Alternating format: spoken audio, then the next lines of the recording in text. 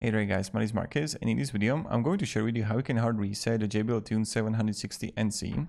And it's like really simple thing. So first, have them turned on, and this is the first step. So you have to have turned on the JBL 760 NC.